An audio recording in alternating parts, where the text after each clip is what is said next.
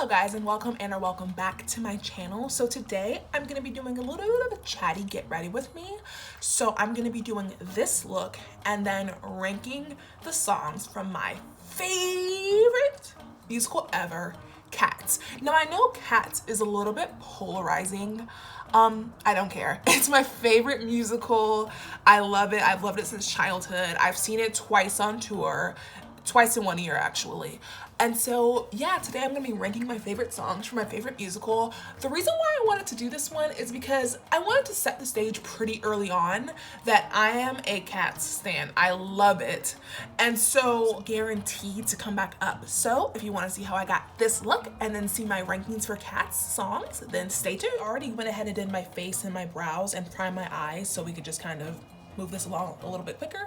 So let's go ahead and get started with the makeup and my ranking. So I'm gonna go ahead and bronze my face and then go ahead and get started with number 21. So there's 21 total songs in the play. So number 21 for me is gonna be Bustopher Jones. Like, because I'm a Cats stan, none of these are bad songs for me, but some I just like more than others. So Bustopher Jones just doesn't do much for me. It's just not my favorite song. It's the one that when I had the VHS when I was younger, I would always skip. Like I used to skip it every single time almost. So yeah, Bustopher Jones is just not doing it for me. Okay, so number 20 is gonna be The Moments of Happiness. It's sung by Old Deuteronomy, and I don't know, a lot of his songs are gonna be kind of ranked a little bit low for me because I'm just not a huge fan of any of his songs. Like, I don't know, I guess it's because I love the like spectacle of Cats. So all of his songs basically are just not really doing it for me. Or rather, none of his songs do it for me. Like, they're all fine and they're more like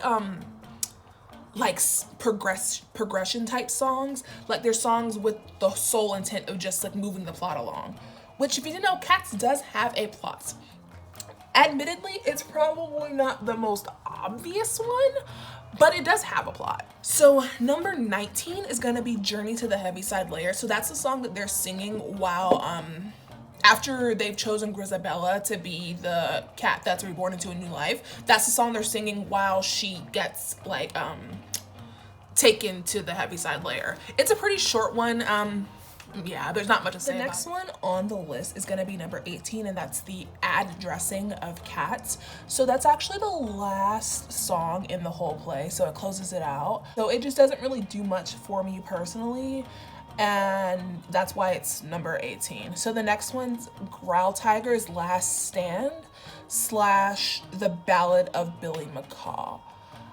Now, I don't know exactly when this was taken out of the lineup for the Cats movies, but I know that when I saw it in Atlanta and when I saw it in Pensacola, it wasn't in there, and I don't think it's been in the normal Cats play since like at least 2016, because that's when it came back on Broadway. But it also wasn't in the 1998 VHS that I had either. So maybe it's been out of the loop for a couple years now. The only reason I've heard it is because I'm a stan. So of course I listened to the original London West End cast recording, and that one's on there because it's in that play. And it's like a long song. It's only really interesting the first maybe like 2 minutes up until he's like the Tenor of the Thames. And then after that, it kind of loses its appeal, and it drags on for so long. I think it was a good call to take that one out because that one's really long for no reason. The next one on my list is gonna be Old Deuteronomy. So Old Deuteronomy is the introduction song of the character of Old Deuteronomy. It happens pretty early on because he's the one who actually elects the cat that's gonna go to the Heaviside Layer. So they're basically all performing for Old Deuteronomy, shucking and jiving for Old Deuteronomy. Oh, shuck and jive. Trying to get him to let them go to the Heaviside Layer and be reborn. But his song is pretty. Again, when I had that VHS when I was younger, I used to skip that one. So the next one is gonna be Gus the Theater Cat. Now the reason why I'm not a huge fan of this one is because it kind of makes me a little bit sad, which sounds horrible, but it does. It's like the lyric says he has a palsy that makes his paws shake. So that's what happens on stage, and I'm like, oh, I don't want to watch that. Now in the live show, I will say they make him a much more lively character, but in the VHS version, he's kind of sad. So the next one that I have after Gus is number 14 now, which is Grizabella the Glamour Cat. Now they talk about her and reference her a couple of different times throughout the play, so I'm just including all of her renditions of that song in this number 15 spot. Again, it just kind of brings, it's a downer, which it's supposed to be. It's supposed to be like a downer in the play, but yeah, like again, that's one of the ones I typically skip if I can. So next, number 13 is going to be the awful Battle of the Peaks and the Follicles, together with some accounts of the participation of the Pugs and the Poms, and the intervention of the Great Rumpus Cat. That was like part of the song if you didn't know. Anyways, so that one was the one that replaced what I just mentioned, the Battle of Billy McCall, Growl Tiger's Last Stand. And I like this one because it's like a story within a story. In the play, they like all dress up and they tell the story of like the Peaks and Follicles, which I guess is like it's like a dog turf war, I guess is what it is. But it's really interesting to watch. I think I want to cut my crease, and I'm not sure yet. I didn't really plan this look coming in. I'm just kind of seeing where it takes me. Yeah, I think I'm gonna cut my crease. So let me do that and then I'll come back. Okay, the crease is now cut. So where was I? Oh yes, awful Battle of the Peaks and Follicles. So in the play, they all like dress up and put these little masks or whatever over their head and dance around with that. So it's really fun. So it's really fun to watch. So yeah, that's why number 13 is gonna be the awful Battle of Peaks and Follicles. So number 12 for me is going to be the Invitation to the Jellicle Ball. So that one is pretty early in the play. It's the one that right after Victoria's solo, it enters with Mistopheles. He comes in and then starts that one off, and then Monkish Strap picks up and then just basically explains why they're all here and what's happening.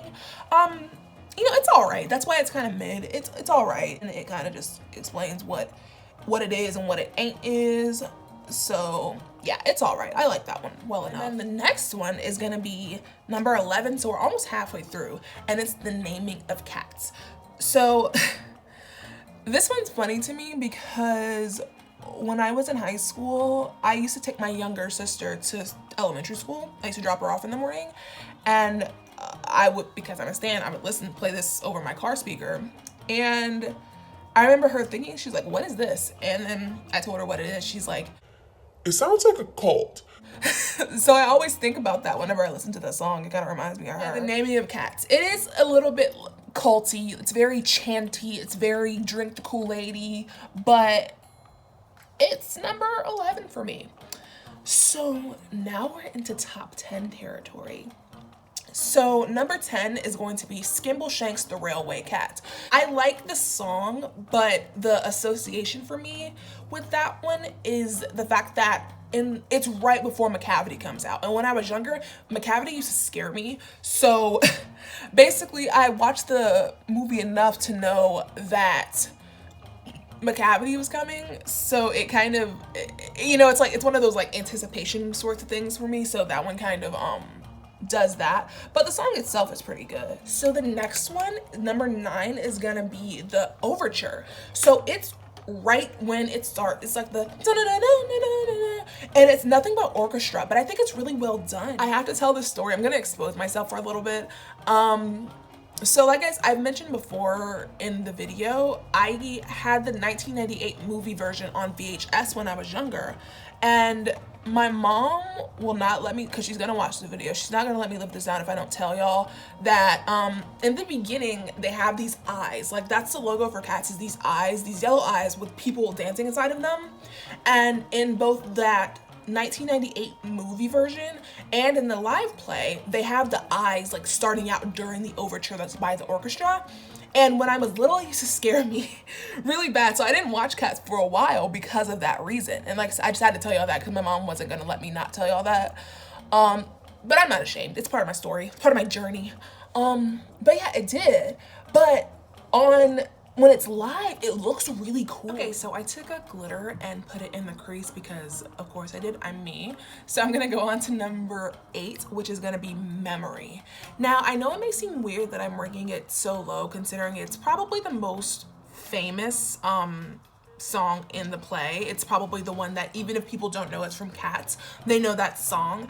But it's just because it's just, you'll see when I get to my top ones why they're there, because it's just not my favorite. So I'm gonna bump from that one to number 7, which is Macavity the Mystery Cat. So that one is sung by Bomb Ballerina and Demeter. Of course, I know all their names.